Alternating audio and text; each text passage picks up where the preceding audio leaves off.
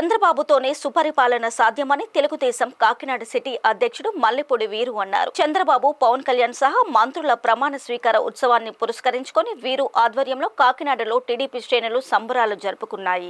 నగరంలోని డీమార్ట్ సెంటర్ నుండి భారీ ర్యాలీ నిర్వహించిన టీడీపీ శ్రేణులు చంద్రబాబు జిందాబాద్ అంటూ హోరెత్తించారు. అంతకుముందు బానుగుడి సెంటర్లో కేక్ కట్ చేసి ఒకరికొకరు ఆప్యాయంగా తినిపించుకున్నారు. ఈ సందర్భంగా మల్లెపూడి వీరు మాట్లాడుతూ రాష్ట్రంలో వైసీపీ అరాచక పాలన నుంచి విముక్తి కలగడంతో ప్రజలు ఊపిరి పీల్చుకున్నారని పేర్కొన్నారు. టీడీపీ, జనసేన ఉమ్మడి మేనిఫెస్టోలో పొందుపరిచిన హామీలన్నింటినీ కూటమి ప్రభుత్వం అమలు చేస్తుందని స్పష్టం చేశారు. ఎమ్మెల్యే వనముడి కుమారుడు మాట్లాడుతూ ఎన్డీఏ నాయకులు అందరూ కలిసి కాకినాడను అన్ని విధాల అభివృద్ధి చేసుకుంటామని తెలిపారు. రోజు ఇంత ఘన విజయం ఇచ్చిన ఆంధ్ర ప్రజలందరికీ కూడా తెలుగుదేశం కార్యకర్తల తరపున, తెలుగుదేశం నాయకుల తరపున, ముఖ్యంగా ఆంధ్ర ప్రజలందరికీ కూడా ధన్యవాదాలు తెలియజేసుకుంటున్నాం.